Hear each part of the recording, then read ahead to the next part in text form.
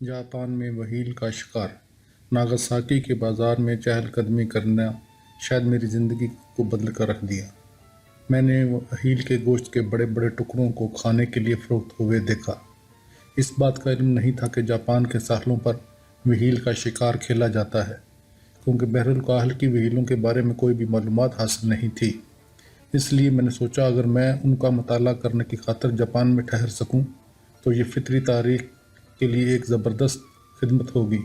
عجائب گھر نے بڑی خوشی کے ساتھ مجھے اس بات کی اجازت دے دی۔ وہیل کے شکار والی کمپنی شمونوسیکی میں تھی۔ میں اگلے ہی دن وہاں چلا گیا۔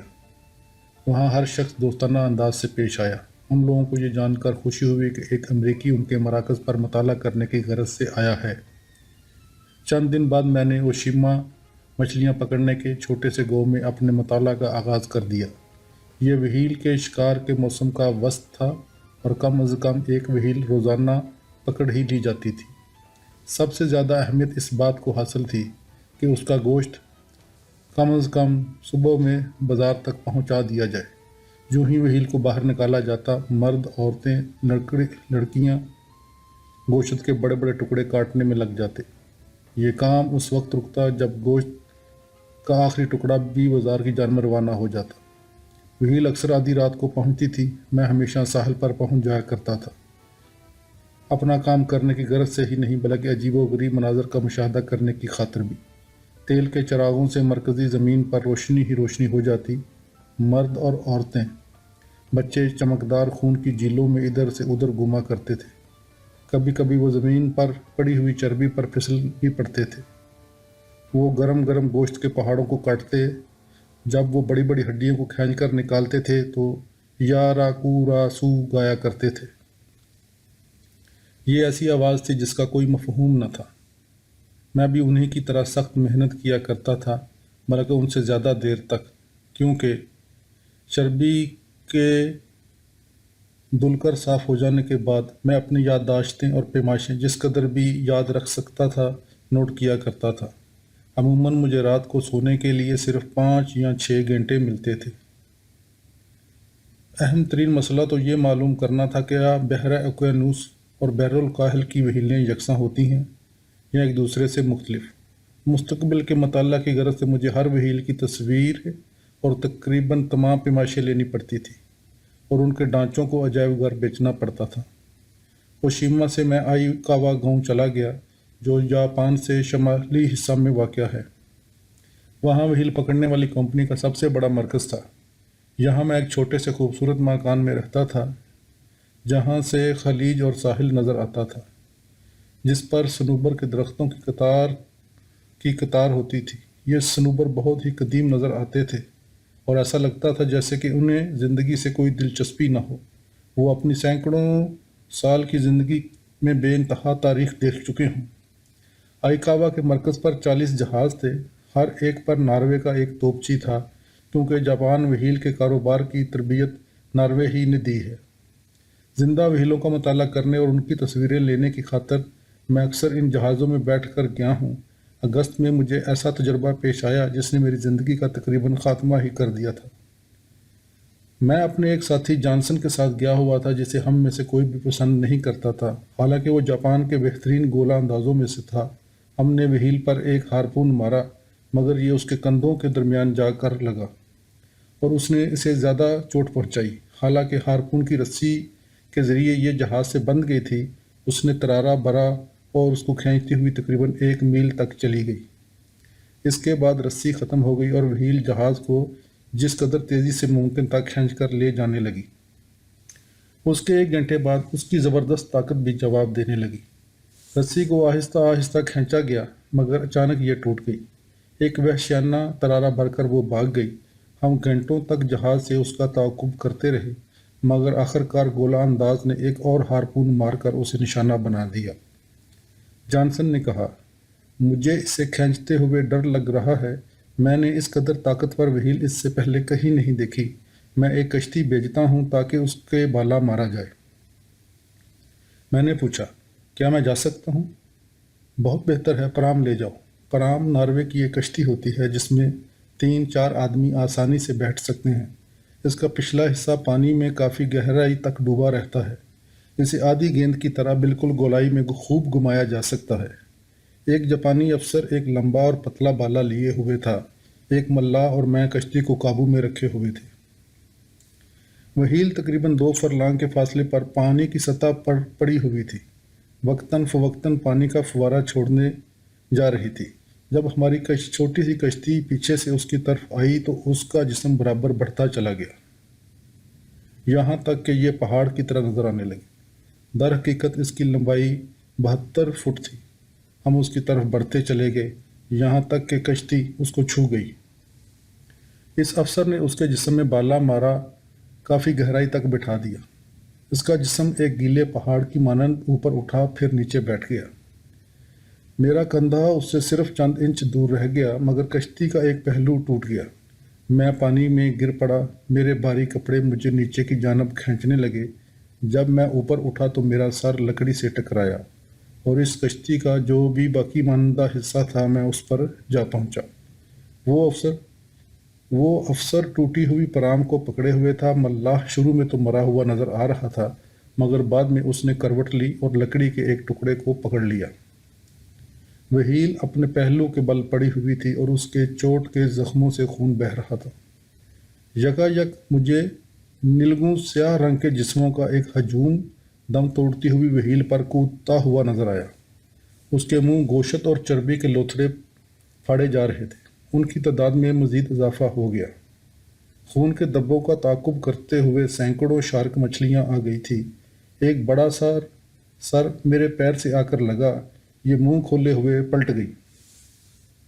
میں نے اس کے لات ماری اور یہ دور چلی گئی۔ ایک اور میرے بغل میں آ گئی۔ میں نے اپنے ہاتھ سے اس کی ناک پر مارا۔ خوف سے تقریباً میرا دم نکل چکا تھا، مگر میرے حواس اس حد تک ضرور باقی رہے تھے کہ میں نے چلا کر اس افسر سے کہا کہ کشتی میں سے ایک بڑا ٹکڑا توڑ کر اسے گرز کی طرح استعمال کرے۔ جب بھی شارک ہمارے بہت قریب آ جاتی تو ہم اس کے منہ پر یا سر پر اس سے وار کرتے۔ ایک نے میرے جوتے کی نوک پکڑ لی اور اسے چھوڑ نہیں رہی تھی۔ میں نے بڑے وحشیانہ انداز سے اس کے چوٹ ماری اور جوتا اس کے منہ سے باہر نکل آیا۔ متحرک چیز ان کے قریب آتی خون کی تمنا سے پاگل ہو کر یہ اس کی طرف جھپٹتی۔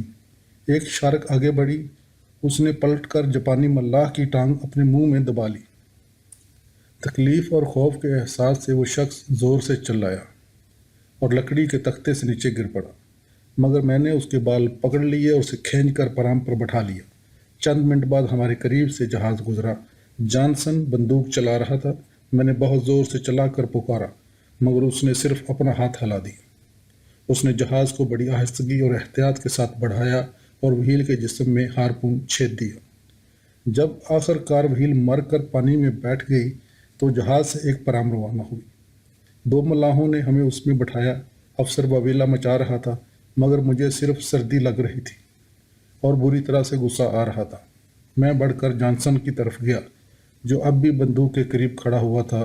وہ بڑی خوشی سے مسکرایا۔ اس نے کہا، آخر کار وہیل ہمیں ہاتھ لگ ہی گئی۔ مجھے اندیشہ تھا کہ ہم کہیں اس سے محروم نہ رہ جائیں۔ ہاں، تم تو اسے مارنے کی فکر میں تھے اور ادھر ہمیں شارکوں کے رحم و کرم پر چھوڑ دیا۔ آخر کیوں؟ اگر ہم اسے کھینچتے تو ہارپون باہر نکل آتا۔ اس کے ڈوبنے سے پہلے ایک اور ہارپون مارنا پڑا۔ تم نے دیکھا کہ ہمارے ساتھ کیا پیش آ رہا تھا۔ ہاں، تمہارے ارد گرد چند شارک مچھلیاں تھیں، مگر تم صحیح سالم تھے، تمہیں ڈرنے کی ضرورت نہیں تھی۔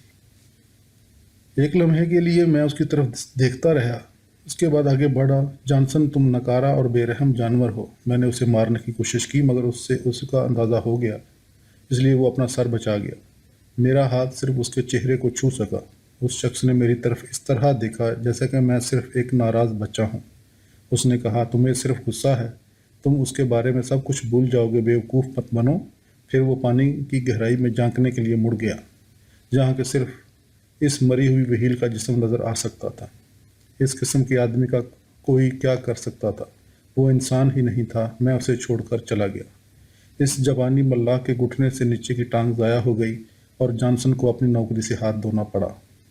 میری پھر اس سے ملاقات نہیں ہوئی۔ خبر ملی تھی کہ وہ انٹارکٹک کے برفانی سمندروں کی جانب چلا گیا تھا۔ وہ اسی علاقے کا انسان تھا۔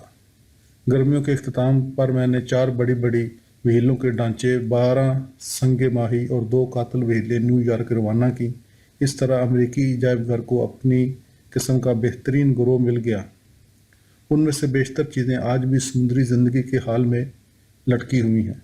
मशरक़ में 1.5 साल से ज़ायद अरसा गुजारने के बाद मैं घर की जानब रवाना हुआ। कई महीने तक मैं यूरोप में सफ़र करता रहा। मैंने बहुत से अजायब घर देखे और बड़े बड़े दिलचस्प लोगों से मुलाकात की। मैं न्यूयॉर्क की तरफ उस वक्त रवाना हुआ जबकि मेरा तमाम रुपया ख़त्म हो गया। कोरिया में खोज लगाना। जापान में मैंने एक अजीबो गरीब व्हील का तज़किरा सुना जिसे कि कोरिया के साहिल से कुछ दूर पकड़ा गया था। ये कैलिफोर्निया की बुरी व्हील की मानद बताई जाती थी, मगर इस किस्म की व्हील 50 साल से नज़र नहीं आई। ख्याल ये किया जाता था कि ये सब मर चुकी हैं। मैं कोरिया जाकर ये देखना चाहता था क्योंकि ये अजीब व्हील थी। मैं शुमाली कोरिया के एक ज़बरदस्त जंगलात में पाटक रसान यानी तवील सफ़ेद तक के इलाका में खोज लगाना भी चाहता था। जिस कदर रुपए की मुझे ज़रूरत थी, अमेरिकी अजायबघर उसके निसफ से भी कम अदा कर सका। स्मिथसोनियन इंस्टीट्यूट मुझे कम रकम अदा करने पर मजबूर हो गया, बशर्तिका मैं उन्हें एक व्हील का ढांचा भेज दूँ। बकिया रकम मुझे न्यूयॉर्क के दोस्तों ने अदा कर दी। चनाचा 1912 में साल नौ के चंद दिन बाद मैं बहरे जापान से गुजरता हुआ व्हील पकड़ने के एक मरकज़ पर जा पहुंचा कि कोरिया के मशरकी हिस्सा में अरुसान की लुंड-मुंड पहाड़ियों के दरमियान एक दिलचस्प खाड़ी में वाक़या था। यहाँ पहले ही रात को एक व्हील दिखाई दी। एक नामालूम मकाम से आग निकलती हुई नजर आई। उसकी लरजती हुई रोशनी खाड़ी के काले काले पानी पर पड़ रही थी। 10 मिनट के अंदर अंदर मैंने अपने गर्म कपड़े और भारी कोट उतार डाला। बाहर बिल्कुल बर्फानी सर्दी थी। व्हील पकड़ने वाला एक जहाज़ जो बर्फ से ढका हुआ था बड़े फखरी अंदाज में खाड़ी में दाखिल हुआ और बढ़ता हुआ पानी के पुरहजूम किनारे तक आ गया। इसमें एक बहुत बड़ी व्हील लदी हुई थी। मैंने बहुत गौर से उसका मुताला किया। इसमें कोई शुबा नहीं कि ये गैबशुदा भूरी व्हील थी। अगले चंद हफ्तों के दौरान मैंने 40 से ज़ायद व्हीलों का मुताला किया, उनकी पैमाइशें लीं और तस्वीरें उतारी। मैंने उनका ताक़ुब होते हुए देखा और मुझे उनकी उन दानिशमंदाना चालों का पता चला जिसकी बदौलत वो अपने दुश्मनों से बच निकलती थी। समुंदर पर हमने जो दिन गुजारे वो बहुत ही तकलीफदा थे। हमेशा मौसम इंतहाई सर्द रहा, ओले गिरते रहे और बर्फबारी होती रही। हारपून अंदाज की बंदूक के पीछे घंटों खड़े रहने की बिना पर मेरे कपड़े यख बस्ता होकर सख्त हो जाते थे और मैं समुंदर को चला चला कर सलवाते सुनाता रहता था। मगर यूं ही मैं साहिल पर वापस पहुंचता और अपने तजर्बात को कलमबंद करने के लिए बैठता तो वो सारी तकलीफ़ें यक लख्त भूल जाता और दोबारा बाहर जाने की तमन्ना करने लगता। एक दिन कातल व्हीलों के एक जुर्मट ने हमारे सामने बहुत दिलचस्प मगर खौफनाक मंजर पेश किया। कातल व्हील गोया समुंदर के भूखे कुत्तों की मानंद होती हैं और गिरोह बनाकर शिकार करती हैं। उनके मुंह बहुत बड़े बड़े होते हैं और ये व्हील को जिंदा निगल सकती हैं। हम साहिल के करीब कोई 50 फुट लंबी बुरी व्हील का ताक़ुब कर रहे थे। अचानक कातल व्हीलों का एक जुर्मट नजर आया। उन्होंने हमारे जहाज़ की तरफ नज़र भी न डाली बल्कि सीधी बुरी व्हील की तरफ झपटी। वो बुरी व्हील इन कातल व्हीलों से तकरीबन दुगनी बड़ी थी, मगर उनके खौफ की वजह से वो हरकत भी ना कर सकी। बच निकलने की कोशिश करने के बजाय ये पीठ के बल पलट गई और मरने के इंतज़ार में चुपचाप लेट गई। एक कातल व्हील उसकी तरफ झपटी। इस व्हील के होंठों को दबाते हुए अपना सर उसके मुंह में घसीट दिया और बड़े बड़े लुथड़े चीर कर खींच लिए। दूसरी कातल व्हील उसके निचले हिस्सा में से चीर फाड़ कर रही थी और ये बेचारी तकलीफ के मारे लड़खे जा रही थी। जब एक हारपून ने उसकी तकलीफ़ों का ख़ात्मा कर दिया तो मुझे एक गुनागो खुशी सी हुई। मौसम बहार में इस मरकज़ के बंद हो जाने तक 2 बुरी व्हीलों के ढांचे न्यूयॉर्क रवाना किए जा चुके थे। इसके बाद मैं स्वेल चला गया और शुमाल के जंगलात की मुहिम की तैयारियां करने लगा। मैं एक छोटे से जहाज़ में शेशीन नामी गाँव गया जो रूस के शहर वेलेडिवास्टक के जनूब में इससे ज़्यादा दूर नहीं था। तवील सफ़ेद पहाड़। मैं 6 आदमी और 8 घोड़े लेकर अंदरूनी इलाके में रवाना हो गया। उनमें से कोई भी इससे पहले इस अजीम जंगल के अंदर नहीं गया था। उन्हें दर्द महसूस हो रहा था कि हम रास्ता भटक जाएंगे और मर जाएंगे। हर मील पर जंगल घना होता जा रहा था। ये पुरलुत्फ जगह कतई नहीं थी। वक्तन फ़वक्तन हमारे घोड़े कीचड़ में फंस जाते थे। हम उन्हें खींच कर निकालना पड़ता था। ऊंचे ऊंचे पौधों की वजह से चलने में बड़ी दिक्कत पेश आती थी। दरख्तों पर एक अजीब सा भूरे रंग का पौधा छाया हुआ था जिसकी वजह से धूप बिल्कुल नज़र नहीं आ रही थी। चौथे दिन मैंने एक जंगली जानवर को शिकार किया। इस तरह हमें ताज़ा गोश्त मिल गया, मगर इसके बाद कई दिन तक हमें ज़िंदगी के कोई आसार ही नज़र न आए, सिवाय हम लोगों की गुफ्तगू के इस खामोशी को तोड़ने वाली और कोई आवाज़ सुनाई नहीं दे रही थी। ना तो वहाँ परिंदे थे और ना चौपाए। इसके बाद बारिशें शुरू हो गई। एक शानदार और तेज़ तूफान की शक्ल में नहीं, बल्कि हल्की सी मटियाली बारिश जो एक हफ्ता तक जारी रही। जंगल की तारीख खामोशी से खौफजदा होकर कोरियाई गमगीन से हो गए थे और सख्त मेहनत की बिना पर वो कमज़ोर हो गए थे। वो आपस में बहुत आहिस्तगी के साथ बातें किया करते थे। खैमा लगाने के दौरान जब भी मैं उनके करीब पहुंचता वो खामोश हो जाते थे। मुझे पता चला कि वो इस बात का मंसूबा बना रहे थे कि टट्टू और खाना ले भागें और मुझे जंगल ही में छोड़ जाएं। मुझे यकीन था कि हम चानक तो सान यानी तवील सफ़ेद पहाड़ के दामन से 2 दिन की मुसाफत से ज़्यादा दूर नहीं थे। मैंने उन लोगों से कहा, हम जल्द ही इस पहाड़ तक पहुंच जाएंगे और मैं उनकी तनख्वाह दुगनी कर दूंगा।